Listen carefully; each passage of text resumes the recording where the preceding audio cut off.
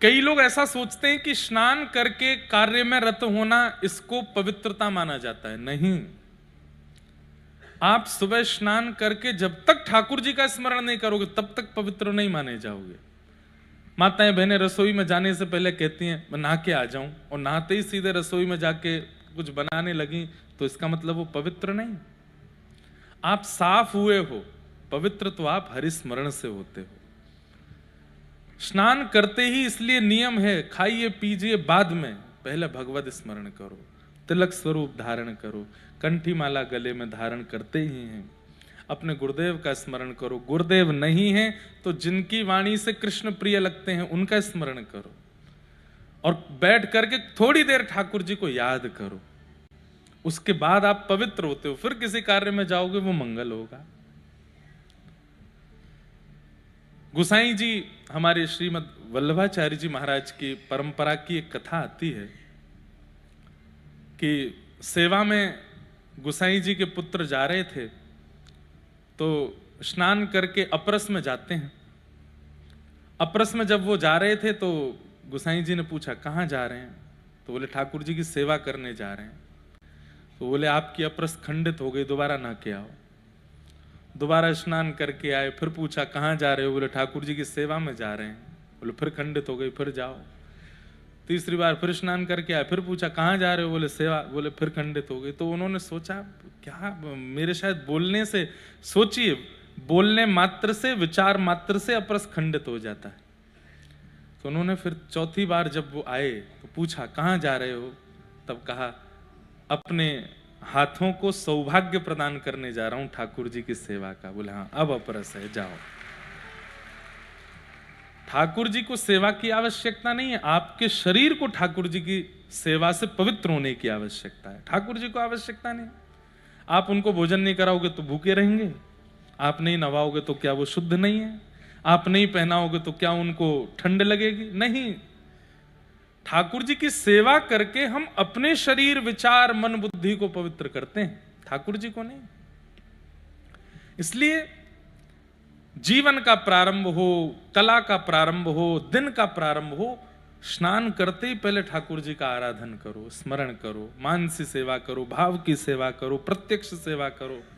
उसके बाद सेवा नहीं कर सकते तो कम से कम एक कोने में आसन लगा करके बैठो, थोड़ी देर। आप पे माला नहीं है तो कर माला करो, एक उंगली से 1 2 3 4 गिनते रहो। अब एक यहां पे गिन लिया, एक माला, एक में 10 बार गिनो, यहाँ पे 10 बार ठाकुर जी का नाम स्मरण करो, फिर दूसरी बार 10 बार करो, ऐसे 10 बार कर लोगे 100 हो गए, 8 और कर लो 108 हो गए। करमाला करो, ठाकुर जी का स्मरण करके जीवन का प्रारंभ करो। तो आप सबको इतना उत्साहित करने का भाव ही इसीलिए रहता है कि पूरी कथा में आप उत्साहित ही रहें। हमारी बात लिख लीजिएगा अगर आपके पास व्यवस्था हो। कहे तो मैंने पहले ही दिन दिया था कि कुछ लिखने की व्यवस्था रखो, पर आप लोग इतने गुणवान हैं कि आपके माथे में अपने आप ही लिख लेते हो आप। 2-4 माताएं दिखा रही हैं कि वो लिख रही हैं। श्रीमद् भागवत में प्रहलाद जी महाराज कहते हैं कि भगवत प्राप्ति कैसे होती है, सुन लीजिए। जितने युवा भाई बहन बैठे हैं और जितने भी बड़े बूढ़े भी बैठे हैं, आप कहोगे महाराज जी बार बार युवाओं को क्यों बोलते हो? क्योंकि भैया उन्हीं को, उनके पास अवसर है भगवत प्राप्ति का अभी भी। और जो बड़े बूढ़े हैं वो तो, उनके लिए तो ठाकुर जी व्यवस्था करके बैठे हैं, वैकुंठ में आ जाओ। सब तैयारी है। लेकिन युवाओं को तो यहां मिलें, इसलिए युवाओं को पहले ही हम संकेत कर देते हैं। प्रहलाद जी महाराज कह रहे हैं, प्रहलाद जी महाराज कह रहे हैं, इसका मतलब क्या समझिए, हम सब भक्तों के स्वामी, अग्रगण्य, सबसे आगे चल रहे हैं प्रहलाद जी। हम भक्तों के अग्रगण्य कह रहे हैं कि ठाकुर जी को प्राप्त करने के लिए क्या आवश्यक होना चाहिए अपने जीवन में। न दानम न तपो नेज्य न शौच्यम न व्रतानि च प्रीयते मलया भक्त्या हरिरन्यद्विडम्बनम। प्रहलाद जी कह रहे हैं ना तो वो दान से मिलेंगे, आप पूरा दान कर दो। कई बड़े बड़े व्यापारी अपने व्यापार में शेयर रखते हैं ठाकुर जी का, हमारे बिहारी जी में भी, द्वारिका में भी, हमारे रणछोड़ में भी, श्रीनाथ जी में। इधर देखो, यहाँ देखो, ध्यान से सुनो। और अपने ये श्रीनाथ जी के पास में तो सांवलिया सेठ हैं? सांवरिया सेठ में तो यही होता है। वहां तो आधे से ज्यादा व्यापारियों ने शेयर ही दे रखे हैं ठाकुर जी को। लेकिन उनका शेयर देने के पीछे कारण क्या है पता है? जय जय, अगर शेयर गिरे तो आपके गिरेंगे, हमारे नहीं गिरेंगे। तो देख लेना भाई। देखो, वृंदावन की सेवा रीति कहती है ठाकुर जी पर आप भार मत बनिए, आप उनसे प्रेम करते हैं। हमारे वृंदावन में एक स्थान है, वहां मैं हर वर्ष 1-2 दिन की सेवा कथा की करता हूं। बहुत छोटा सा स्थान है, लेकिन अति दिव्य स्थान है। स्थान का नाम है कोकिल साईं। सिंधी समाज का स्थान है, लेकिन अद्भुत स्थान है। वहां के जो हमारे पूज्य महाराज जी थे, वो बंटवारा से 2 वर्ष पहले ही भारत आ गए थे। अब आप विश्वास नहीं मानेंगे, वो भजते हैं श्री जनक लली जी को, सीता जी को, और रहते हैं वृंदावन बरसाना में। ऐसे बड़े महापुरुष हैं आज भी, जो ध्यान करते हैं राघव जी का और दर्शन करते हैं राधा रमण जी का। एक बाबा थे सीताराम बाबा, वो तो वृंदावन में सब जगह जाते। कुंज बिहारी लाल जी की दर्शन करने जाते तो बिहारी जी के सामने वृंदावन में खड़े होकर के बोलते, जय हो कनक बिहारी लाल की जय। कनक बिहारी जी अयोध्या में, और यहाँ बिहारी जी का दर्शन करते हैं, बोलते हैं कनक बिहारी। राधा वल्लभ जी जाते तो कहते जय हो श्री जानकी वल्लभ लाल की जय। राधा रमन जी जाते तो वहां जाकर के कहते श्री जानकी रमणनाथ की जय। यमुना जी को प्रणाम करते तो बोलते जय हो सरजू मैया की, क्या सुंदर निर्मल जल है। वृंदावन की रज को प्रणाम करते जय हो अयोध्या जी की पावन रज को प्रणाम। अब उनकी भक्ति कौन समझे अंदर क्या चल रहा है। वो वृंदावन में रहते रहते राघव जी का भजन करते थे। भक्तिमती मीराबाई, पूरा विश्व जानता है कि वो कृष्ण भक्त हैं, पर भक्तिमती मीराबाई गाती हैं मेरे तो गिरधर गोपाल, गाती हूं मैं तो गोविंद रा गुण गासूं। गाती सब कृष्ण भजन है, लेकिन अंतर मन में उनके राम नाम चलता है, राघव जी का नाम गाती हैं। भक्ति किसकी कैसी है हम नहीं जानते, वो अंतर्निष्ठ भक्ति है। एक वृंदावन में एक और बाबा थे, उनसे कोई कह देता बाबा राधे श्याम, तो कंकड़ उठा के मारते। कोई कहता बाबा राधे राधे, तो डंडा लेके भागते। कोई कहता जय श्री कृष्ण, तो गालियां देते। सब कहते बाबा क्यों मारते हो, हम तो प्रणाम ही कर रहे हैं। बोले राम राम बोलो, राम राम। बोले आप बड़े भेदभावी हो, ठाकुर जी के नाम में भेद करते हो, राघव जी का नाम विशेष बोलते हो और राधा कृष्ण पर कंकड़ मारते हो, जय श्री कृष्ण पे हमको डंडा देते हो। बोले मैं इसलिए डंडा कंकड़ मारता हूं, लोग बाग राधे राधे बोलते हैं, जय श्री कृष्ण बोलते हैं, युगल नाम नहीं बोल पाते। राम बोलने से युगल हो जाता है, रा से राधा, मां से माधव, इसलिए राम राम बोलो। राम राम बोलो। और बोले युगल नहीं तिगल होता है। बोले कैसे? राधा कृष्ण और वहां के राम जी, तीनों के नाम हो जाते, राम राम बोलो। तो महात्माओं की भक्ति कहां कब कैसी है वो कौन जाने उस भाव को। तो मैं कोई विषय बता रहा था, कोई लीला, कोई कथा बता रहा था। कौन सी बता रहा था, याद दिलाओ हमको। हैं? कोकिल साईं हैं? हाँ, कोकिल साईं। कोकिल साईं। तो कोकिल साईं के जो सिंधी में संतों को साईं बोलते हैं, तो वहां के जो साईं थे, वहां के जो महाराज जी थे, वो अपने युगल ठाकुर जी का किसी को दर्शन नहीं कराते थे। कोई अगर उनके पास आ जाता था, आकर के कहता, तो उसको पहले तो दक्षिणा देते। सब लोग कथा सुन लो, बीच वाली माता जी बैठ जाओ, आप किसी और को बुला रही हैं, हमारा ध्यान आप पे जा रहा है। इधर सुन लो, सब लोग सुनो।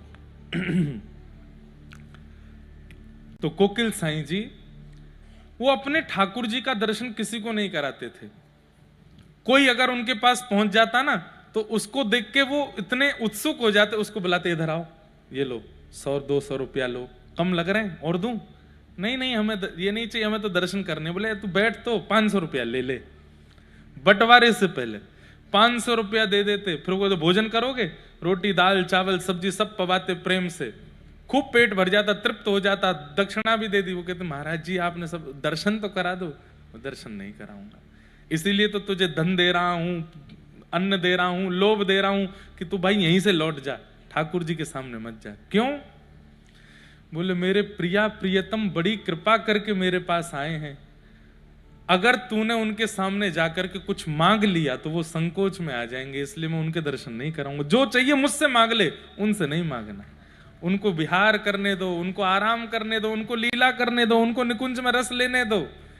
अरे हम संसार के लोग कर ही क्या रहे हैं? उनको निकुंज देना तो दूर की बात, उनको परेशान करते हैं, उनके सामने जाकर के सब बताने लगते हैं, ऐसा चल रहा है, वैसा चल रहा है, ये हो रहा है। बोले भैया तुझे जो शिकायतें हैं मुझे बता, तू कहे तो मैं अपनी प्रॉपर्टी तुझे दे दूंगा, लेकिन मेरे ठाकुर जी से कुछ नहीं मांगना। ऐसे थे। और उनकी छोटी सी जानकी जी थी, उन जानकी जी को वो अपनी पगड़ी में रखते थे कि कोई देख ना ले। वहां के सब महापुरुष बताते हैं कि जब साईं निकुंज में चले गए तो उनकी सब सामग्रियां हमने सजा के रखी। वो जो हाथ में बैंत रखते थे, जो छड़ी रखते थे, जो पाग पहनते थे, जो गले में पहनते थे, लेकिन महाराज जी वो सिया जी ही प्रकट होके साईं को लेके गई। वो कभी वो मिली ही नहीं, कहां गई, कहां है उनका धाम। तो वृंदावन की सेवा तो ऐसी है, राजी रहो, आप राजी रहो, तुम सो कछु न चय हो, मुझे आपसे कुछ नहीं चाहिए, बस आप राजी रहो, आप प्रसन्न रहो, आप निकुंज में रहो, आप सुख से विराजो। प्रेम का एक स्वरूप होता है, पत्नी पति से प्रेम करती है, पति पत्नी से प्रेम करता है। कई बार अपने घर में कोई बड़ी घटना घट जाती है ना, तो पत्नी पति को नहीं बताती। पति गए हैं दूर, रोज बात करेगी, रोज हंस करके बात करेगी, रोज खुश होगी, और उनको ऐसा बिल्कुल कॉन्फिडेंशियल रखती है कि घर में सब ठीक है। क्यों? वो चिंतित ना हो। क्यों? क्योंकि प्रेम है। और हम लोग ठाकुर जी को सब बता देते हैं, हमारे साथ ऐसा हुआ, ये हो गया, इतना बुरा चल रहा है नाथ, ये सब कर रखा है आपने, हमको फेल कर दिया, हमारे संबंध टूटवा दिए, ये करवा दिए। क्यों बताना है ठाकुर जी को? सब जानते हैं वो। प्रेम में तो छुपाया जाता है, बताया नहीं जाता। व्रज की प्रीति ऐसी है, व्रज की भक्ति ऐसी है कि ठाकुर जी से कुछ मत कहो।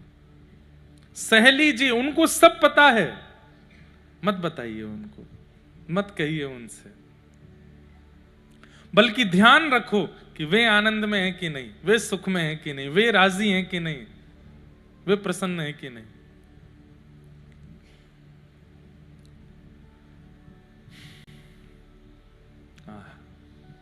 तो ऐसे सब भावना है। प्रश्न तो बहुत सारे आए हैं, लेकिन एक जरूरी लगा हमको, वैसे जरूरी सबके हैं। अगर हमारा कोई परिचित या परिवार का सदस्य गलत मार्ग पर चला जाए, खान पान अपवित्र हो जाए, तो उसको सुधारने के लिए हम स्वयं भजन पूजन इत्यादि करें तो क्या वह सुधर जाएगा? अब बुखार मुझे चढ़ा है, दवाई केजरीवाल जी खा लें। महाराज जी आप बिल्कुल निश्चिंत रहो, 104 बुखार, मैं पैरासीटामोल खा के आता हूं, अभी उतरेगा आपका बुखार। अगर कोई व्यक्ति व्यभिचारी है तो प्रहलाद जी के भजन से हिरण्यकश्यप सुधर जाना चाहिए था। राम जी को देख करके मंथरा को सुधर जाना चाहिए था। सन्मुख आते ही कुंभकर्ण की बुद्धि फिर जानी चाहिए थी।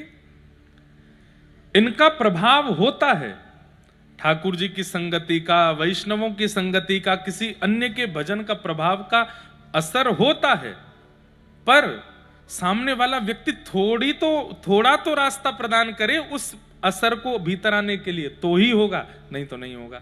अब वो व्यभिचार पे व्यभिचार किए जा रहा है, बुरे से बुरे काम किए जा रहा है, बिल्कुल भी तनिक भर भी उसके अंदर कोई मार्ग नहीं है, आपके सद्भाव उसके अंदर प्रवेश करें, कैसे सुधर जाएगा? आप भजन कर रहे हो और वो सुधर जाए, ऐसा नहीं होगा। हाँ, ये हो सकता है कि आपके भजन से बहुत प्रसन्न ठाकुर जी हो गए, तब ठाकुर जी आपके समेत सब पर कृपा करेंगे। फिर अकेले उस पर नहीं, सब पर कृपा होगी। जैसे नरसिंह मेहता के पूरे परिवार पर कृपा हो रही है, पत्नी पर कृपा हो रही है, जो धरती पर नहीं है पिताजी उनका श्राद्ध तक हो रहा है। तो ऐसा जरूर हो सकता है कि आपकी भक्ति से ठाकुर जी प्रसन्न होंगे आप पे और तब सब पे कृपा कर देंगे। लेकिन उसके लिए भजन स्थिति बहुत होनी चाहिए। लेकिन आपका भजन नित्य इसीलिए होता है ये सुधर जाए, इसका काम सुधर जाए, इसके भावना सुधर जाए, इसके विचार सुधर जाए। और वो व्यक्ति कोई परिवर्तन ही नहीं कर रहा है तो फिर उसका कोई लाभ नहीं है। इसके लिए तो बस ठाकुर जी से प्रार्थना करो, नाथ हम भजन कर रहे हैं पर आप इसको सद्बुद्धि देने का प्रयास करना। उसमें भी जबरदस्ती नहीं है नाथ। अगर ये गलत मार्ग पर चल के ही हमारा भला होना है तो फिर कोई बात नहीं, लेकिन हम अपना भजन करेंगे, आपकी प्रसन्नता के लिए भजन करेंगे। भजन किस लिए होता है यह भी विशेष बात है। आप किस लिए ठाकुर जी का स्मरण कर रहे हो, इसमें भी कहीं ना कहीं स्वार्थ ही तो है कि वो सुखी हो जाए, वो ठीक हो जाए, इसलिए हम भजन कर रहे हैं। स्वार्थ लाग कर ही सब प्रीति। स्वार्थ से भजन मत कीजिए। ठाकुर जी का भजन ठाकुर जी की प्रसन्नता के लिए कीजिए। नाथ ये व्यभिचारी है, आपको इसको सुधारना हो तो सुधारना, नहीं तो हम तो भजन कर ही रहे हैं आपका। ऐसी भावना होनी चाहिए। हमने पता नहीं यहां बताया कि नहीं, कुम्मन दास जी के 7 पुत्र थे, लेकिन कोई भी उनसे पूछता था तो वो कहते थे मेरे 1.5 पुत्र हैं। कितने पुत्र? 1.5 पुत्र। 1.5 कोई पुत्र होते हैं? किसी ने कहा कुम्मन दास जी 1.5 पुत्र कैसे, या तो 1 होगा या 2 हो गए।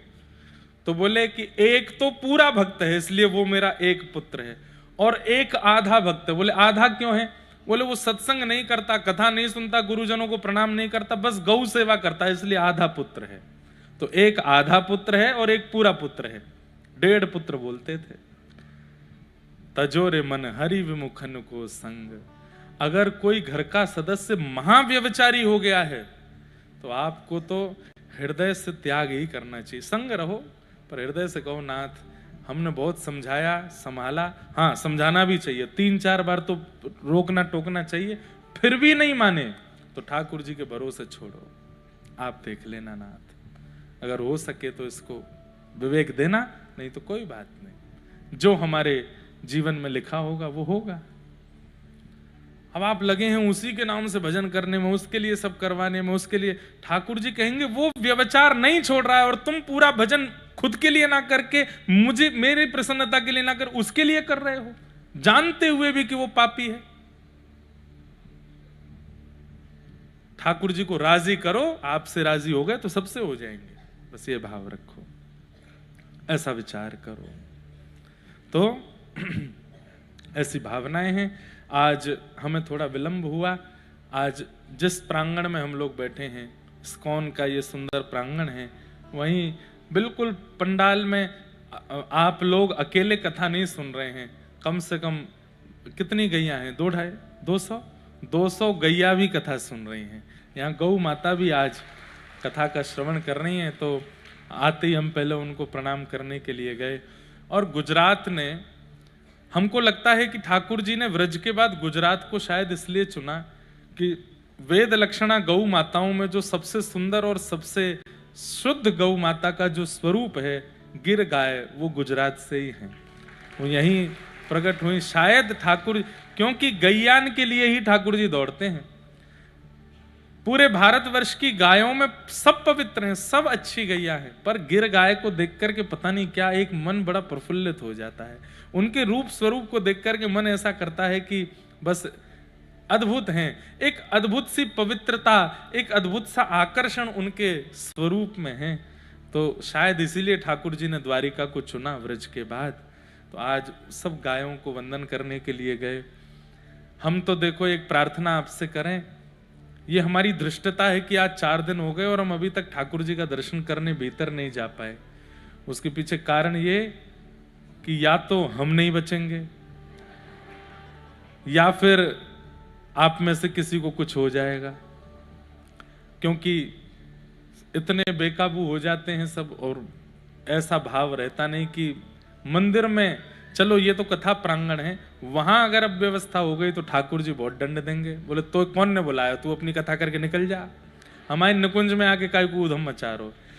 आज अगर आप लोग अनुकूलता समझे, आज तो चलो कृष्ण जन्म में, कल हमारी थोड़ी अनुकूलता समझ के हमको थोड़ा दर्शन करने दीजिएगा भीतर जाके, तो हमको सुख लगेगा। नहीं तो यही लगेगा प्रांगण भी प्रयोग में लिया, कथा करी और ठाकुर जी को देखा ही नहीं, निहारा ही नहीं। बहुत सुंदर यहाँ सेवा है, गैयाओं की इतनी अद्भुत सेवा यहाँ चल रही है। सबको हम बारंबार प्रणाम करते हैं, वंदन करते हैं और आज के प्रसंग में प्रवेश करते हैं। प्रसंग हमने कल कहा था कि भगवान ने उत्तरा के गर्भस्थ शिशु की रक्षा की। तत्पश्चात ठाकुर जी ने कहा कि भाई देखो अब सब कुछ ठीक हो गया, पांडवों महाभारत युद्ध जीत गए, उत्तरा के बालक पर ब्रह्मास्त्र चल रहा था वो भी शांत हो गया, द्रौपदी के 5 पुत्रों का वध हुआ, उसके दोषी को भी सजा मिल गई। अब मुझे आज्ञा दो, अब मैं द्वारिका जाऊं।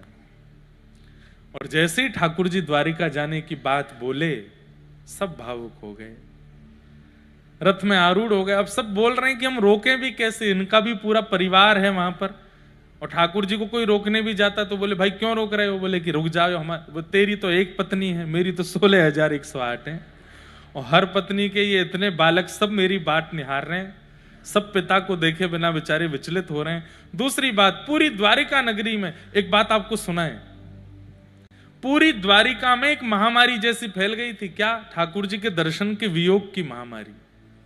इतनी याद आ रही है सबको ठाकुर जी की, तो रुक्मणी जी ने पत्र लिखा है ठाकुर जी को कि आप जल्दी पधारो, नहीं तो द्वारिका जीवित नहीं बचेगी।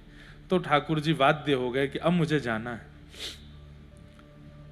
कुंती ने भगवान की स्तुति गाई, बहुत सुंदर है, लेकिन उसके विस्तार में गए तो कृष्ण जन्म नहीं हो पाएगा। कुंती जी ने स्तुति गाई, ठाकुर जी स्तुति सुन के उन पर कृपा करके जैसे ही आगे निकले, तभी देखते हैं कि युधिष्ठिर रोने लगे। कई बार बंधुओं व्यक्ति का रुदन बता देता है कि किस कारण से रो रहा है। कोई व्यक्ति आपकी याद में रो रहा है, कोई व्यक्ति दर्द में रो रहा है, कोई व्यक्ति परेशानी में रो रहा है, कोई व्यक्ति चिड़चिड़ापन में रो रहा है। उसके रोने का तरीका बता देता है, हंसने के तरीके बता देते हैं कि व्यंग में हंस रहा है, प्रसन्नता में हंस रहा है, कि बनावटी हंस रहा है। हमारे पूज्य पिताजी कहते हैं कि व्यक्ति का मुखमंडल उसकी पूरी पहचान है। नेत्र, नासिका और मुस्कान, ये तीनों बता देते हैं कि व्यक्ति चिढ़ा हुआ है, प्रसन्न है, भक्त है, अभक्त है, स्वार्थी है, निस्वार्थी, सब पता चल जाता है।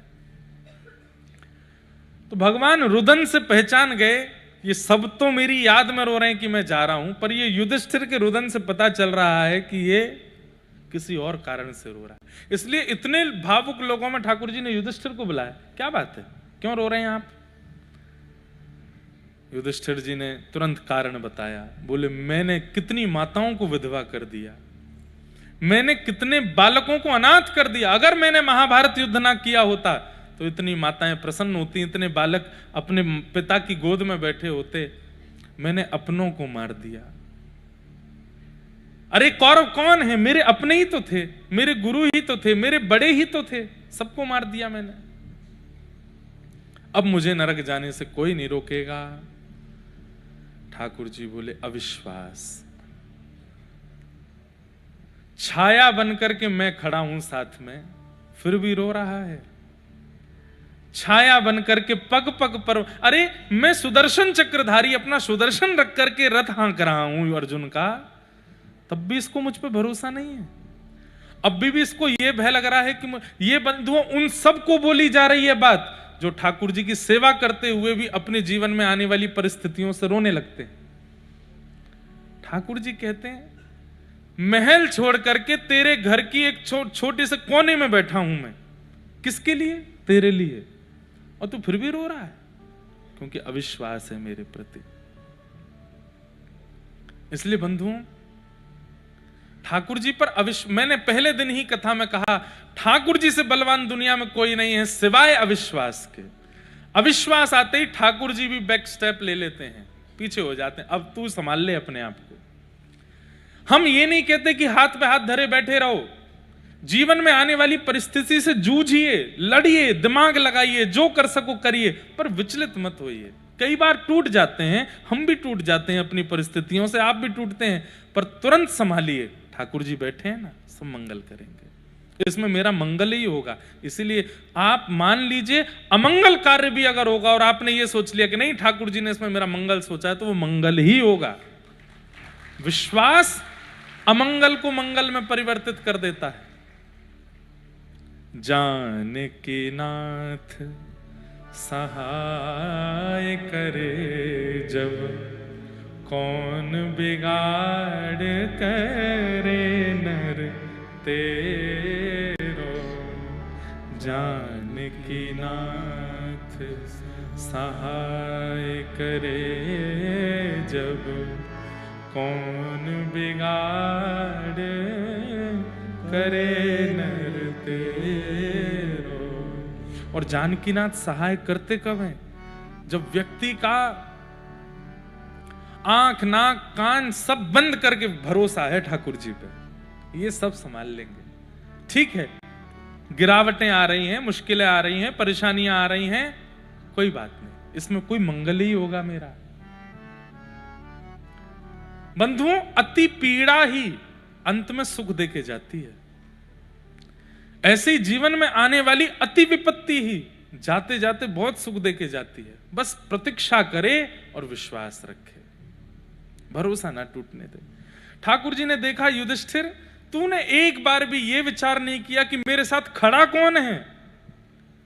द्वारिकाधीश तेरे बगल में खड़े हैं, तुम्हारी भोजन थाली में अपनी थाली ठाकुर जी अलग से नहीं लगाते हैं, युधिष्ठिर आदि की थाली में से बैठ के पाने लगते हैं। तब भी तुझे रोना आ रहा है, तब भी तुझे अविश्वास हो रहा है, तभी तुझे चिंता हो रही है, क्योंकि मेरे प्रति अविश्वास है। आप इस अविश्वास को दूर कीजिए ना, जैसे अर्जुन का दूर किया था, वैसे मेरा भगवान बोले यही काम है मुझ पे। उसको ज्ञान दिया, अब तुझे दूं, तो फिर तेरे बाद नकुल सहदेव रोएंगे, फिर उनको सुनाऊं, फिर कुंती रोएगी, फिर उसको बताऊं। हम एक ही बार बोलते हैं और संकेत में बोलते हैं, जिसको समझना है एक बार में समझ ले, दोबारा दोहराता नहीं मैं। तो बोले फिर मेरा अविश्वास कैसे जाए? बोले कि मैं एक बार बोलता हूं, फिर मेरे भक्त बार बार बोलते हैं। एक मेरा भक्त है, वो तेरे अविश्वास को दूर करेगा। कौन? बाणों की सैया पर लेटे हैं भीष्म पितामह। चलो, और एक बात और, भीष्म पितामह को इच्छा मृत्यु का वरदान है। जब तक उनकी इच्छा नहीं होगी मर नहीं सकते, चाहे बीच से अलग हो जाएं। तो मृत्यु देवी सामने खड़ी है भीष्म पितामह के, और भीष्म पितामह से कह रही है मैं आऊं। भीष्म पितामह कह रहे हैं खबरदार, खड़ी रहे, बिल्कुल आना नहीं। कब तक नहीं आना? बोले जब तक श्याम सुंदर मेरे सामने ना आ जाएं, मैं उनको रूप को ना निहार लूं, अपने मन के भाव उनके चरणों में ना कह दूं, वो मुझे देख ले मैं उनको देख लूं, तब तक हे मृत्यु देवी आना नहीं। बंधुओं, ऐसी इच्छा मृत्यु हर वैष्णव को रखने की छूट है। आप आज से एक नियम बना लीजिए, हम ठाकुर जी से कुछ नहीं मांगेंगे, लेकिन एक बात मांगेंगे, क्या? कि नाथ, जब तक आप मेरे सामने आ ना जाओ, मृत्यु मेरा स्पर्श ना करे। मृत्यु आए ही तब जब आपके दर्शन हो जाएं। ये नित्य मांगना प्रारंभ कर दो। हनुमान जी से मांगो, शंकर जी से मांगो, अंबे मैया से मांगो, ठाकुर जी से मांगो, संतों से मांगो, वैष्णवों से मांगो। बोले जीवन में सुख दुख कर्म ये सब मैं निर्माण कर लूंगा, मेरा अंत मेरे हाथ में नहीं है, वो ठाकुर जी के हाथ में। इसलिए मैं अंत मांगता हूं कि ठाकुर जी की सन्निधि में अंत हो मेरा, और मुझे कुछ नहीं चाहिए। हम धन मांगते हैं ठाकुर जी से, ठाकुर जी कह रहे हैं पाम दिए, हाथ दिए, बुद्धि दिए, कमा ले। हम सुख मांगते हैं ठाकुर जी से, ठाकुर जी कह रहे हैं सब कुछ है तेरे पास, अपने आप निर्माण कर ले। सब कुछ निर्माण करने की सामर्थ्य हम सबके पास है, लेकिन अपने अंत को निर्माण करने की सामर्थ्य हमारे पास नहीं है। बहुत बड़ा डांसर था विश्व का, उसने अपने शरीर को सुंदर बनाने के लिए खूब कुछ किया, करोड़ों रुपया खर्च कर दिए, डॉक्टरों को बुला करके 24 घंटे एम्बुलेंस साथ में ही रखता था, लेकिन मृत्यु को टाल नहीं पाया। लोग कहते हैं वो सबसे शक्तिशाली देश है, वहां का राष्ट्रपति भी बुलेट प्रूफ गाड़ी में ही चलता है। क्यों? उसको पता है मृत्यु मेरे वश में नहीं है। लेकिन हरि नाम कहने वाले, राम नाम कहने वाले, ठाकुर जी का गुणगान कहने वाले कह सकते हैं कि मृत्यु भी मेरे वश में है, मैं चाह जाऊं तो तभी मेरी मृत्यु होगी। कितने नाम गिनाऊं आपको? धर्म सम्राट स्वामी श्री करपात्री जी महाराज अपने अंतिम समय से पूर्व, ठाकुर जी के धाम गमन से पूर्व, मैंने अपने पूज्य नाना जी से सुना, स्वयं मौन हो गए और सब शिष्यों को बता दिया कि अब क्षण आ रहा है। अपने जो अंतिम क्रियाएं सबको बता दी और मौन हो गए। उस मौन अवस्था में हमारे पूज्य नाना जी ने उनको जाके भागवत जी का पाठ सुनाया। कहते हैं स्वयं ही बता दिया पहले। हमारे पूज्य पिताजी महाराज के पूज्य गुरुदेव, मेरे दादा गुरुदेव, अनंत श्री विभूषित श्री भागवत के सचल विग्रह श्री रामानुज प्रपन्नाचार्य गुरु जी महाराज क्षण अंतिम आ गया, लेकिन प्रतीक्षा कर रहे हैं कि जब तक मेरा शिष्य नहीं आएगा तब तक मैं प्राण नहीं त्यागूंगा। हमारे पूज्य पिताजी कोटा में कथा कर रहे थे, संदेश भिजवाया 96 की बात, 96, हम 6 महीने के थे तब। पूज्य पिताजी महाराज आए, जब कक्ष में आ गए, बिल्कुल अवस्था जाने की थी। पिताजी जैसे ही आए बोले गुरुदेव भगवान, तो इशारे में बोले कि जल्दी अपनी गोद में मेरा सर रखो। गोद में सर रखे, बोले भागवत जी के श्लोकों का गान करो। पिताजी जिनको पढ़ाया गुरु जी ने, उनसे जब भागवत जी के श्लोक सुने, तब श्री कृष्ण गोविंद हरे मुरारे, हे नाथ नारायण वासुदेव कह करके भगवत धाम को प्रस्थान किया। हमारे पूज्य नाना जी एक दिन पहले ही पूरी योजना बता दी कि जब मेरे प्राण जाएं तो ऐसा ऐसा करना। सारी व्यवस्थाएं करवा करके अगले दिन ही चले गए। मैं तो इस बात को प्रमाणित मान चुका हूं कि अगर भक्त चाह ले, अपनी भक्ति के प्रभाव से इच्छा मृत्यु प्राप्त कर सकता है। पर इच्छा मृत्यु यह नहीं होनी चाहिए कि मेरे प्राण दुबई में निकले जूस पीते हुए, मेरे प्राण बंबई में साइड सीन देखते हुए, अपने प्रिय क्या बोलते हैं उसको, अभिनेता को देखते हुए प्राण जाएं, वो वाली पिक्चर देखते हुए, ये खाते हुए, आहा महाराज श्रीखंड की चम्मच अंतिम मुख में जावे और मुंह में घुल रहे हो तभी प्राण निकल, ये सारे अंतिम, ये भोग वस्तुओं के साथ में अंतिम इच्छा मत रखिएगा। श्री गंगा जी का तट हो, यमुना का वंशीवट हो, मेरा सांवरा निकट हो, जब प्राण तन से निकले, पीतांबरी कसी हो, मुखड़े पे एक हंसी हो, छवि मन में ये बसी हो, जब प्राण तन से निकले। इतना तो कहना स्वामी, जब प्राण तन। मेरी प्रार्थना मान लीजिए, अपनी नित्य की दिनचर्या के प्रारंभ में जो आप अपनी आराधना करते हैं, ठाकुर जी की सेवा करते हैं, उनमें आप ठाकुर जी से प्रार्थना करते हैं कि नाथ मुझसे कोई अपवित्र क्रिया ना हो, मेरा दिन अच्छा जाए, मंगल जाए, सब बातें कहते हैं। अंत में एक बात और कहा कीजिए, नाथ जब प्राण जाए ना, उस समय कैसे भी करके वृंदावन हम पहुंच जाएं। हम वृंदावन में हो, यमुना जी के तट पर बैठे हों, खूब सुंदर प्रसाद पाली हो, गिरिराज जी की परिक्रमा हो गई हो, राधा रमण लाल, राधा वल्लभ लाल, श्री बिहारी जी चित्त में विराजमान हो, और वैष्णव रसिक संत हमारे सामने बैठे हों, उत्ताल कीर्तन चल रहा हो, हरे कृष्ण कृष्ण कृष्ण हरे हरे, हरे राम राम राम हरे हरे, युगल नाम चल रहा हो, राधे कृष्ण, और वो कानों से प्रवेश कर रहा हो, कानों से हरि नाम जा रहा हो, नेत्रों से दर्शन जा रहे हो, मुख से प्रसाद जा रहा हो, रोम रोम में ब्रज की रज जा रही हो, और उसी समय नाथ हमारे प्राण निकल जाएं, बस ये चाहिए हमें। नित्य मांगिए। अच्छा, रोज बदल मत देना, हर दिन बदलाव मत कीजिए अच्छा मृत्यु में। नहीं नाथ वृंदावन दूर है, डाकोर जी में ही चले जाएं, द्वारिका में ही हो जाएं। नहीं, एक निर्माण कर लीजिए कि प्राण जाएं तो ऐसे जाएं, और बस उसी की प्रतीक्षा करिए। रोज रट लगाइए ठाकुर जी से, ऐसे जाने हैं प्राण। तो युवा भाई लोग ये ना सोचें कि अभी तो महाराज जी जीवन शुरू हुआ, तुम प्राण जावे की बात सिखा रहे हो। देखो भैया, बचपन से रट लगाओगे तो शायद 55 में जाकर के आपकी सुन ली जाएगी। 55 में रटना शुरू करोगे तो फिर शमशान में जाके सुनी जाएगी। इसलिए बचपन से ही बोल लो। ये भी प्रहलाद जी महाराज कहते हैं, कौमाराचरेत प्राज्ञो धर्मान भागवतान यह। कुमार अवस्था से ठाकुर जी से बात करना शुरू कर दीजिए, अपनी भावनाएं बताना शुरू कर दीजिए, अपनी भगवत इच्छाएं बताना शुरू कर दीजिए कुमार अवस्था से। कुमार अवस्था युवा से पहले वाली होती है, जब थोड़े थोड़े रेशे आने शुरू होते हैं उसको कुमार अवस्था कहते हैं। तब से ही लग जाओ। कुमार निकल गई है तो युवा से लग जाओ भैया, वृद्ध तक मत आने दो बात को, कुमार अवस्था से ही लग जाओ। तो ठाकुर जी बोले, हे युधिष्ठिर जी, अब तो भीष्म पितामह ही ज्ञान देंगे आपको, चलो। यहां भीष्म पितामह बाणों की सैया पर, बंधुओं एक कांटा हमको लग जाता है तो पूरे विचलित हो जाते हैं हम।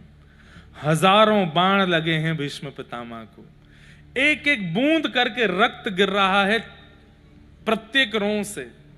इतने भयावह कष्ट में भी भीष्म पितामह प्रतीक्षा कर रहे हैं, मेरे श्याम सुंदर आ रहे होंगे। बंधुओं, भीष्म पितामह अद्भुत पात्र हैं महाभारत के। संग किया कौरवों का पर अंत इनके जैसा नहीं हुआ। आप लोग कहेंगे महाराज जी, जब वो इतने ज्ञानी थे, इतने भक्त थे, तो उनको इतना विवेक नहीं आया कि मैं कौरवों का संग ना करूं, पांडवों का संग करूं? कई बार बंधुओं, विवेकी व्यक्ति जानबूझ करके करता है कई क्रियाओं को। उसको पता है कि मैं गलत कर रहा हूं, लेकिन वो फिर भी उसके मन में क्या चल रहा है वो वही जानता है। जैसे भीष्म पितामह से भगवान ने पूछा कि हे भीष्म पितामह, तुम जानते थे कि ये कौरव ठीक नहीं है, फिर भी तुमने इनका संग क्यों किया? ये कौरव उचित नहीं है, फिर भी तुमने इनका साथ क्यों दिया? अरे इन्होंने द्रौपदी को निर्वस्त्र किया था बड़ी सभा में, ऐसे लोगों का तुमको साथ देना चाहिए। भीष्म पितामह बोलते हैं, मैं जानता हूं कि मैंने कौरवों का संग गलत किया, कौरव ठीक नहीं है, कौरव अच्छे नहीं है, लेकिन नाथ मेरा पक्ष तो सुनिए। बोले बताओ। बोले यदि मैं पांडवों के पक्ष में होता तो महाभारत युद्ध में या तो आपके दाहिने खड़ा होता या आपके बाएं खड़ा होता, और कहीं संभवतः आप मेरे ही सारथी बन गए होते तो आपके पीछे खड़ा होता। दाहिने खड़ा होता तो आप आधे दिखते, बाएं खड़ा होता तो आधे दिखते, पीछे खड़ा होता तो पीछे से ही दिखता। सन्मुख दर्शन तो सामने से ही हो सकता है, इसलिए कौरवों के पक्ष में गया मैं। और वो अपनी स्तुति में इस बात का प्रस्ताव करते हैं। हा क्या कहते हैं भीष्म पितामह? बहुत सुंदर है पितामह की स्तुति। पितामह कहते हैं, बोले कि मैं महाभारत युद्ध में कर क्या रहा था? 10 दिन तक तो सुस्त बैठे थे भीष्म पितामह। पूरा प्रसंग सुनाते हैं। भीष्म पितामह 10 दिन तक तो कुछ नहीं कर रहे थे, केवल बैठे बैठे नजर घुमा रहे थे। जब 10 दिन में कौरवों की सेना समाप्त होने लगी, तब दुर्योधन ने इनको एक व्यंग मारा, खाते हमारा अन्न है, भला चाहते उन लोगों का है। तब भीष्म पितामह बोले, ए दुर्योधन, क्या बोले तुम जानते नहीं मैं कौन हूं? अगर अपनी पर आ जाऊं तो एक दिन में पूरे महाभारत युद्ध को विश्राम कर सकता हूं। तो दुर्योधन ने ये और कह, करिए ना, फिर बोल क्यों रहे, करिए। पितामह भीष्म बोले, कल जो होगा वो तो तू बाद में देखना, उससे पहले मेरी एक बात सुन। बोले क्या? तेरी पत्नी का नाम क्या है? बोले भानुमति, उसको भेजना मेरे पास, ऐसा आशीर्वाद दूंगा उसको, अखंड सौभाग्यवती भव। नहीं मरेगा तू। अब जब तू मुखिया ही नहीं मरेगा तो फिर महाभारत युद्ध तो तेरे पक्ष में जाएगा ना। जब तक मुख्य राजा नहीं मरता तब तक युद्ध चलता रहता है। तेरी पत्नी को जब अखंड सौभाग्यवती का आशीर्वाद दे दूंगा, इसका मतलब तुझे जीवित रहना पड़ेगा, फिर तो महाभारत युद्ध तू ही जीतेगा। कल से तो मैं करूंगा सो करूंगा, लेकिन आज रात्रि तेरी पत्नी को आशीर्वाद देता हूं। जैसे ही संध्या से निवृत्त हूं, अपनी पत्नी को भेज देना, उसको आशीष दे दूंगा, अपने संपूर्ण जीवन के संध्या का फल उसको दे दूंगा। बात तो हो रही थी भीष्म पितामह और दुर्योधन के बीच में, पर कान खड़े हो गए ठाकुर जी के। भानुमति अगर कहीं रात में पहुंच गई भीष्म पितामह के पास तो धरे रह जाओगे द्वारिकाधीश, कुछ नहीं कर पाओगे, क्योंकि ये भीष्म पितामह हैं। ठाकुर जी भी जानते हैं कि एक व्रतधारी का, एक तपस्वी का, एक नियम से रहने वाले का बल कितना होता है। ठाकुर जी बोले मैं ठाकुर जी होते हुए भी कुछ नहीं कर पाऊंगा। फिर भगवान ने रात भर, शाम को योजना बनाई, बोले क्या करूं क्या करूं, भानुमति से पहले कोई द्रौपदी पहुंच जाए तो बहुत बढ़िया होगा। भानुमति को आशीर्वाद मिलेगा तो अकेला दुर्योधन बचेगा, द्रौपदी को आशीर्वाद मिले तो पांचों बच जाएंगे। पांचों बच जाएंगे। बोले युद्ध तो अपने स्तर पे चल ही रहा है, भीष्म पितामह का आशीर्वाद और मिल जाए तो एक सेफर साइड हो जाएगा। क्यों? बोले फिर भीष्म पितामह जब जब बाण चढ़ाएंगे तो मैं कह दूंगा अपना आशीर्वाद भूल गए, इन पांचों को मारने पे तुले हो, वहां बेचारी वो कन्या को तुम सौभाग्यवती बोले आए हो, उसको विधवा करने पे तुले हो, क्योंकि एक भी मरा तो द्रौपदी तो विधवा है। ये अच्छा है इनको फंसाने का तरीका। द्रौपदी को अर्धरात्रि में ठाकुर जी ने ग्वालिया का भेष बनाया, पहुंच गए द्रौपदी के पास। सो रही थी द्रौपदी, तुरंत ठाकुर जी ने द्रौपदी को उठाया, लालटेन तेज की, भगवान काजल से ऐसी मूंछ ऊंच जैसी बना लाए थे अपनी, और बढ़िया विचित्र सा रूप, मोटा मोटा काजल सिर पे, बिल्कुल जैसे गैया चराने वाले होते हैं ना, बिल्कुल ग्वारिया जैसा भेष धारण करके ठाकुर जी, और पहुंच गए। द्रौपदी चल। द्रौपदी बोले इतनी रात को? बोले कि भीष्म पितामह को प्रणाम करना, और सुन घूंघट निकाल के जाइयो, एक शब्द भी, तुझे मौन रहना है, बस एक शब्द भी बोलना नहीं, प्रणाम करना, भीष्म पितामह आशीर्वाद दें, चुपचाप बाहर आ जाना। द्रौपदी बोली उन्होंने पूछा कि इतनी रात को तू अकेली आई तो क्या बोलूं? बोले बोल देना हमारा ग्वारिया आया है साथ में, मैं बाहर बैठा रहूंगा, इसके अलावा कुछ मत कहना। द्रौपदी गई, भीष्म पितामह यहाँ जप कर रहे थे, संध्या पूर्ण होते ही भीष्म पितामह ने माथे से माला लगाई, सामने देखा भगवान बाहर पहरेदारी कर रहे थे कि भानुमति नहीं आवे, उसको भगाऊं मैं यहीं से। बार बार देखें, जल्दी कर द्रौपदी।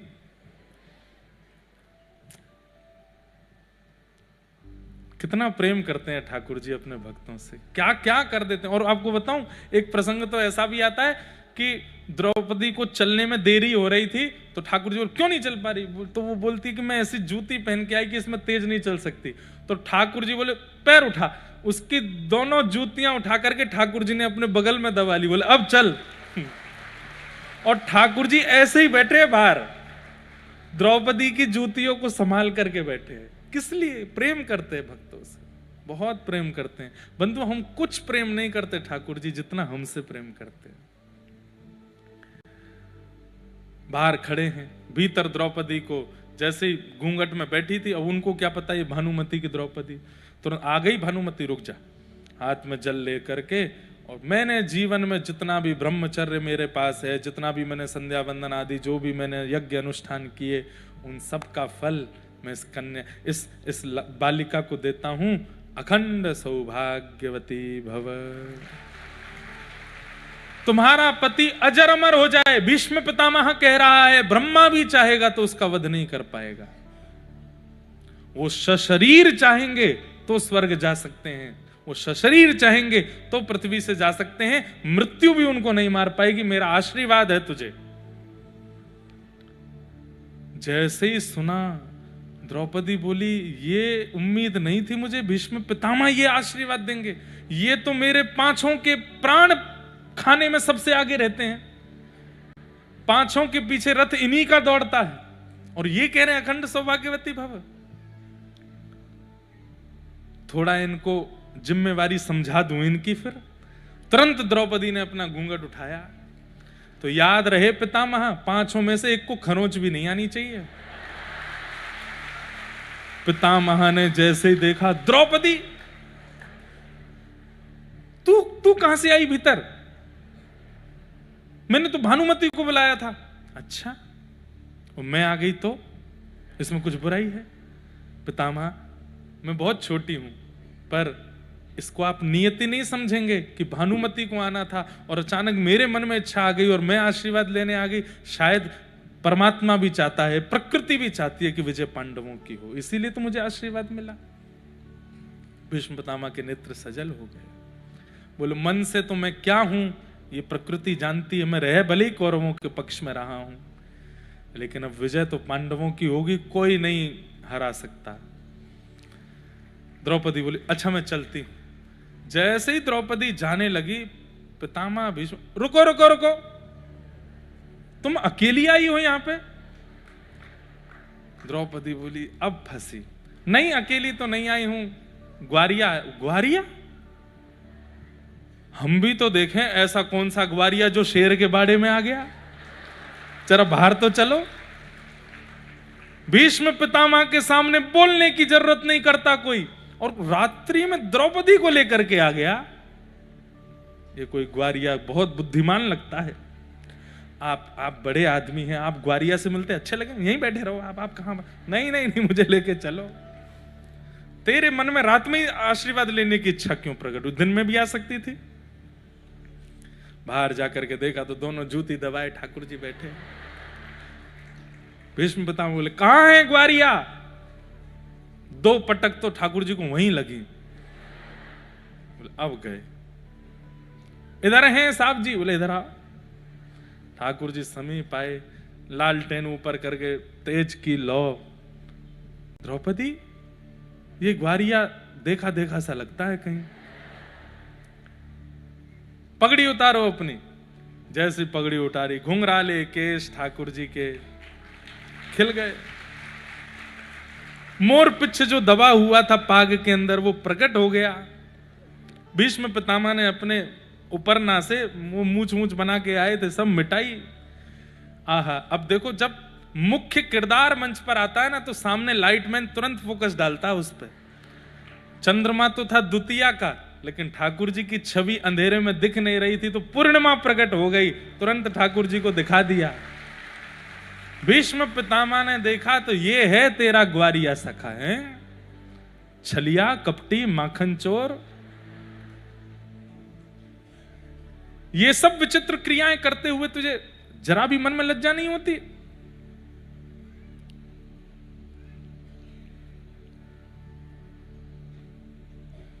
द्रौपदी मेरी बात सुनो।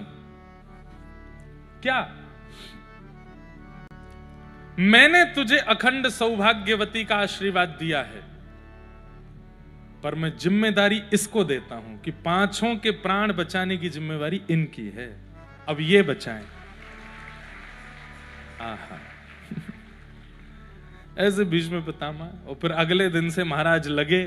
भीष्म पितामह ने भी ठान लिया, लेकर के धनुष बाण और 5 के पीछे ही भागते हैं जहां जहां रथ जाता है, और उसमें भी विशेष रूप से अर्जुन का रथ। ठाकुर जी खूब द्रुत गति से रथ दौड़ाते हैं, कभी इधर कभी उधर। सामने देखते हैं तो भीष्म पितामह खड़े पाते हैं। भीष्म पितामह तो ठाकुर जी बोले और भी लोग हैं, वहां भी चले जाओ, तुमको अर्जुन ही मिला है। लेकिन भीष्म पितामह का केंद्र बिंदु अर्जुन नहीं है। भीष्म पितामह का केंद्र बिंदु है कि तुम शस्त्र उठाओ। तुमने प्रतिज्ञा ली है कि वासुदेव मैं शस्त्र नहीं उठाऊंगा, और मैंने भी प्रतिज्ञा ली है कि वासुदेव कर चक्र न धरहि तो तुमको मुख न दिखाऊं। लाजत है मेरी गंगा जननी, मैं शंतनु सुत न कहाऊं। भीष्म पितामह आज बाणों की सैया पे लेटे हैं, सामने ठाकुर जी आके खड़े हो गए हैं, और तभी भीष्म पितामह सजल नेत्रों से स्तुति गा रहे हैं। त्रिभुवन कमनम तमाल वर्णम रविकर गौरवरांबरम दधाने, वपुरल ककुला वृताननाब्जम विजय सखे रतिरस्तु मेन वद्या। भीष्म पितामह कह रहे हैं मेरी बेटी को तो नाथ आप प्रिय हो, मेरी मति को आप प्रिय हो, कृपा करके इसे स्वीकार करो, इसे अंगीकार करो। भीष्म पितामह ने इस प्रकार अपनी मति को ठाकुर जी के चरणों में अर्पित किया।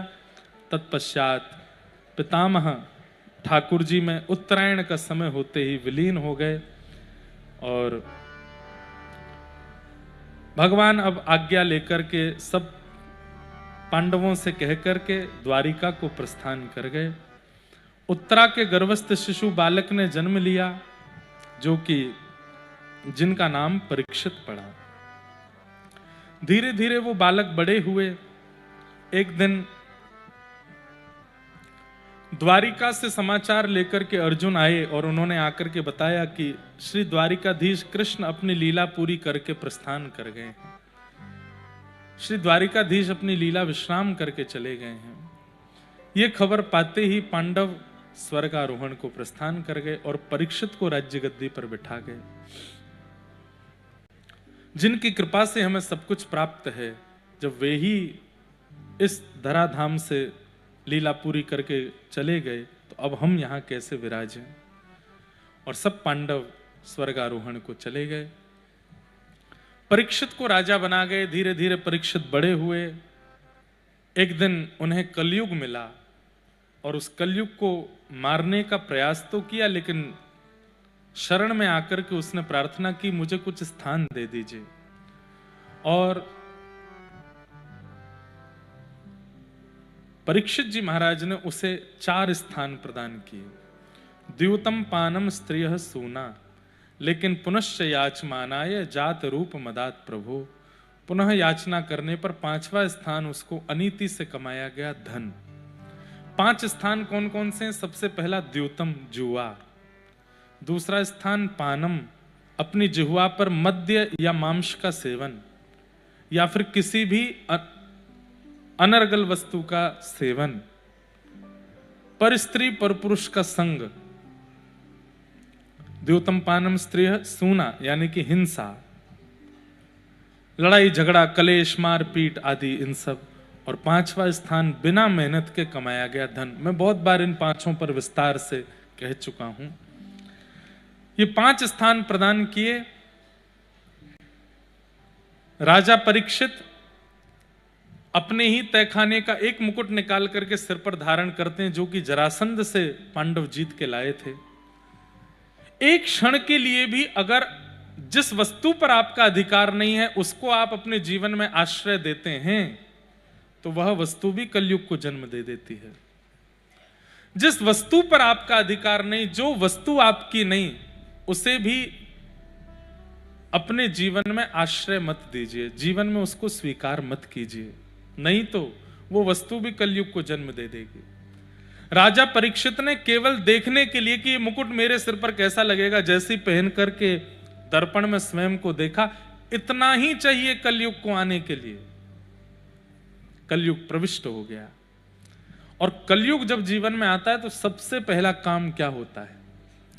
भक्त अपराध, वैष्णव अपराध, संत अपराध और धाम तीर्थ निवास करने वालों का अपराध, ये सब अपराध आपसे बनने लगते हैं। अपराध कैसे बनते हैं? आप किसी भक्त को माला करते हुए देखोगे तो आपको लगेगा पाखंड है। कोई कथा सुनने जा रहा है तो बोले भाई बुढ़ापे में जाना चाहिए, अभी से काहे को लगे पड़े। कहां जा रहे हो? बोले परिक्रमा करने जा रहे हैं। बोले तुम ही घिस के आओ भैया। ऐसे जो ये छोटे छोटे जो आप हंसी मजाक भी कर देते हैं ना किसी वैष्णव की, ये कलयुग का ही प्रारंभ है आपके जीवन में। भक्त अपराध, वैष्णव अपराध, संत अपराध, इनसे कलयुग का प्रारंभ होता है। कई बार हमसे ये हो जाता है, हमसे मतलब हमारी कथा में ही लोग बाग बैठे हैं, बड़े बूढ़े लोग बैठे हैं कथा में, अब कुछ कह रहे हैं कथा में तो वो आपस में ही चर्चा करते हैं, जी हमें समझाएंगे, कितनी आयु है इनकी, खुद तो इतने से हैं, हम इतने जीवन जी करके ये हमको बताएंगे। ऐसी बात भी आ जाती है। यहां से नीचे हमारा खूब करते रहो, लेकिन यहां जब बैठ के कुछ कहें तो वो समझना है, सुनना है। उसके प्रति अपराध बुद्धि यदि बनती है तो ये कलयुग का प्रभाव है। कलयुग का सबसे पहला प्रारंभ ही यहीं से होता है कि भजन करने वालों के प्रति अपराध बुद्धि बनती है, उनके प्रति हंसी आना, मजाक बनाना, ये सब बनता है। तो राजा परीक्षित पांडवों के वंशधर, और सबसे बड़ी बात वो हैं जिनकी भगवान गर्भ में जाके रक्षा करते हैं, वो परीक्षित राजा। जैसे ही दूसरा मुकुट धारण किया, मन इतना विकृत हो गया कि वन में गए, आखेट को वन में गए थे, जलपान की इच्छा हुई, तभी एक शमिक ऋषि के आश्रम पर पहुंचे। वहां त्रातक समाधि में ऋषि बैठे थे। समाधि में व्यक्ति बैठा होता है तो उसे पता नहीं चलता कौन क्या कह गया, क्या कर गया। तभी राजा परीक्षित ने कहा, ऋषिवर, आपके द्वार पर एक छत्र सम्राट चक्रवर्ती राजा परीक्षित खड़ा है। स्वयं ही बोल रहे हैं अपनी बात। कलयुग का यह भी प्रभाव है कि अपने गुण परिचय स्वयं ही बताने लग जाते हैं। एक होता है कि अपना परिचय देना भी वैष्णवों को सीखना चाहिए। जैसे आप किसी ऊंची पदवी पर हो, आप किसी नए व्यक्ति से मिले तो कैसे परिचय दे रहे हो? फलाने फलाने संगठन का मैं महामंत्री, उसका ये यहाँ नगर का उद्योगपति सेठ, मेरा नाम ये, आपको प्रणाम करता हूं। वैष्णव अपना परिचय कैसे देता है? दासानुदास, दासों का दास, ठाकुर जी का दास, आपके चरणों का किंकर, मैं आपको प्रणाम करता हूं। वो अपनी योग्यता श्रेष्ठता नहीं बताता। कलयुग का जिस पर प्रभाव होगा वो श्रेष्ठता बताने की कोशिश करेगा, और श्रेष्ठता नहीं बता। अब यहां सुन लिया कथा में, बोले महाराज जी मना कर रहे हैं नहीं बतानी, कैसे भी पता तो चले सामने वाले को हम श्रेष्ठ हैं, तो दिखाएंगे। कई लोग 5 उंगली पहन ले, 5 अंगूठी पहनते हैं तो बार बार यूं ही करते रहते हैं। दिखे महाराज जी को, पता चले ये पहनी है हमने 5। कई लोगों पे बड़ी गाड़ी होती है तो बड़ी गाड़ी से आते हैं, पता चला कि बाहर कोई देखने ही नहीं आया गाड़ी, तो चाबी लेके जाते हैं भीतर। उसकी विशेष चाबी जेब में भी रख सकते हैं, लेकिन उसको टेबल पर रखेंगे सामने, बार बार उसकी तरफ संकेत, तब भी नहीं दिखा तो चाय का गिलास उसके बगल में धर देंगे, इसमें कर दीजिए, आप उसको दिख जाएगी बड़ी गाड़ी है। ये सब कलयुग करवाता है भैया, आप नहीं करते हो ये। अपनी वैल्यू किसी को पता चले, ये इच्छा हमारे चित्त में आना, ये कलयुग का प्रभाव है। मैं क्या हूं ये सबको पता होना चाहिए, ये कलयुग का प्रभाव है। तो प्रचार अपना नहीं होना चाहिए बंधुओं, प्रचार ठाकुर जी का होना चाहिए। प्रचार अपने नाम का नहीं होना चाहिए, प्रचार ठाकुर जी के नाम का होना चाहिए। प्रचार अपना नहीं होना चाहिए, प्रचार ठाकुर जी की कथा का होना चाहिए। और ठाकुर जी की कथा का हम तो आज से कथा कर रहे हैं, हम तो 10 साल से कथा कर रहे हैं। हमारे पूज्य पिताजी 52 वर्षों से कथा कर रहे हैं। कितने? 52। कितनों की तो उम्र नहीं यहाँ पे। अब कथा कहते कहते प्रचार अपना भी हो जाता। वो उनकी कथा सुननी है, वो महाराज जी बता रहे थे, वो बाकी अपने प्रचार की इच्छा नहीं होती कि हमारा बहुत होर्डिंग लगाओ, बोर्ड लगाओ। भाई वो तो इतना करना पड़ता है कि आप कथा में आओ, आप कथा सुनो, बाकी अपने प्रचार की बहुत इच्छा नहीं होनी चाहिए। और हम बहुत निष्किंचन भाव से व्यासपीठ से निवेदन करते हुए कह दें, कभी इच्छा हमने नहीं रखी कि प्रचार हो।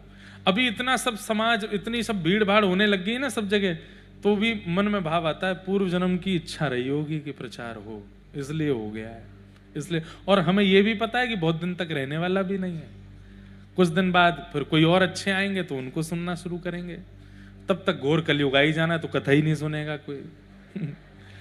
लेकिन तब तक हम यहां से प्रस्थान कर जाएं, बस ये भावना। हम तो ठाकुर जी से नित्य कहते हैं कि इतना खतरनाक समय ना देखना पड़े नाथ कि जीवात्मा कथा से प्रेम ही नहीं करे। उससे पहले पहले तो बुला लीजिएगा आप, उससे पहले निपटा दीजिएगा इस संसार में, ज्यादा दिन रहना नहीं है। तो अपने प्रचार की इच्छा, मैंने क्या किया, मैंने कैसे किया, मैंने कितना किया, ये सब बताना, इच्छा होना, यह भी एक कलयुग का प्रभाव है। अपना ही परिचय खुद ही दे रहे हैं। पृथ्वी का एक छत्र सम्राट चक्रवर्ती राजा परीक्षित आपके द्वार पर खड़ा है, प्यास से व्याकुल है, पानी पिलाइए। समाधि में बैठे थे शमीक ऋषि, नहीं सुना तो कलयुग ने दूसरा प्रभाव दिखाया। क्या? समाधि में देखते हुए भी राजा परीक्षित को यह नहीं लगा कि ये समाधि में, यह लगा कि ये पाखंड कर रहे हैं। मरा हुआ सर्प गले में डाल दिया, अपमान करा दिया। राजा परीक्षित लो, बस इतना ही काफी है। कलयुग एक गलती करवाता है आपसे और उसके बाद फिर 32 दिखाता है आपको, अब आएगा आनंद, अब तेरा पूरा जीवन उलट फेर कर दिया मैंने।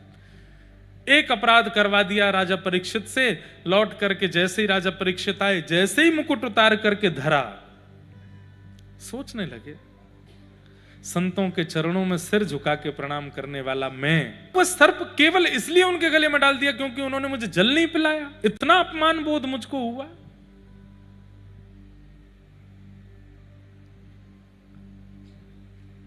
वहां शमीक ऋषि की जब आंख खुली तो सामने बेटा बैठा था, उसका नाम था श्रृंगी। वो रो रहा था।